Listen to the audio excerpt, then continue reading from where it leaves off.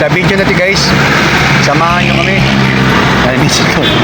sa Muson, Bulacan. Ayan guys, oh, pure gold Muson. Ayan guys, oh, pure gold Muson. Okay? At punta tayo dun guys. Namamasyal lang naman kami guys eh. Alright guys, nainip kami ng misis ko sa bahay at naisipan namin wala lang, mag-stroll lang kami dyan sa may unahan sa amin, sa Kamarin. So, itong Muson guys ay bandang Bulacan to, San Jose del Monte, Bulacan. So, pasyal namin kayo din para makita nyo yung paligid dito sa Muson. Kasi ako, first time ko rin dito eh. Palagi kong naririnig to.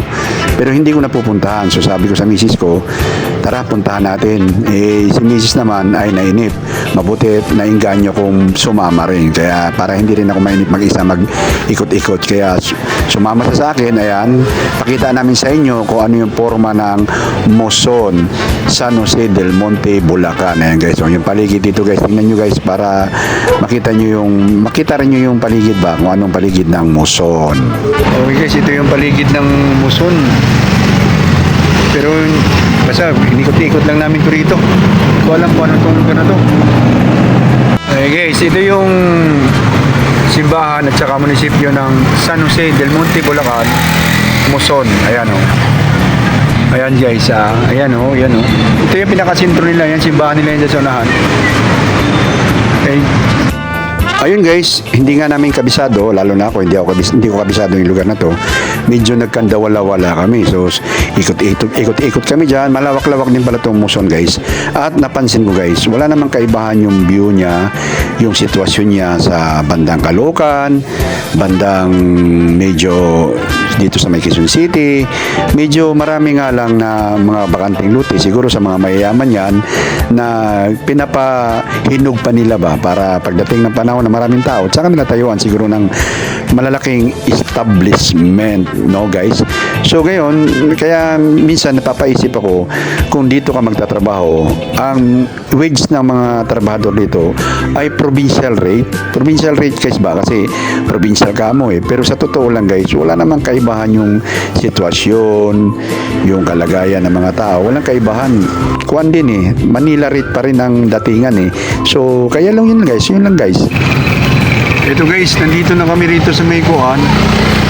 Ewan ko lang guys, makakauwi pa ba kami rito? Hindi na namin maintindihan kung saan kami nawala na kami. Basta pasyal lang kami ng pasyal dito. Muson daw to, Muson, Bulacan, San Jose Heights. Ayan, palengke nila dito. Ayan o. Okay guys, kaikot namin, napadaan na kami rito sa may magabakanting luti guys. Ayan o, nakabakod na yan guys, matik na yan guys, hinihintay na lang na umasinso yung mga lugar dyan. Ayan o, nakabakod na lahat yan guys o. So yung mga mayayaman kasi guys, binibili nila yung lupa dyan kasi alam mo na, mura pa yan pagka hindi pa nag-asinso yung lugar. Pagka umasinso na, ayan na, tataas na yung value ng lupa dyan at pwede na nilang paupahan yan sa mga negosyante para alam mo na, business minded ng mga tao, kayang-kaya nilang kuwan yan, paupahan ng mga matataas na presyo. Ayan, ganun talaga ang negosyo guys. Ayan o. So, pagpagtinan nyo yung paligid guys, ayun. At may nakita kami dyan guys nga, bagong tayo na, ayan o, yung sikat na ngayon, ayan o, dali daw yan eh. O, papunta ng sentro nila yan guys, papunta doon sa may cruising ng Muson, tawag nila, cruising ng Muson. So, ayan, palabas na kami dyan, kaya dinadaanan namin yan. At pabisi yung lugar na yan kasi nga, yan yung mga talipapa nila sa lugar nila. Ayan o, yan ang talipapa nila. Ayan o. So, nandiyan yung mga tinda-tindang maliit kasi medyo malayo sa palengke, yung mga sentrong palengke. So, ito na, ayan o, papunta na kami niyan sa cruising ng Muson. Guys, ang lalawak pa ng tanim dito guys, yung mga manggahan o. Lalawak, masukal pa o. Ito yung sa, ayan, ang dami pa kayo dito o. Ayan o, lalawak pa, masukal pa guys o. Ayan o. Ay guys, ito yung sa Muson to guys. Sa Muson, San Miguel, Bulacan. Namasyal kami rito, namasyal. Ayan, malawak pa oh. Ayan guys, uwi na kami. Uwi na kami guys kasi mukhang nawawala na ako. Basta namamasyal lang kami rito eh.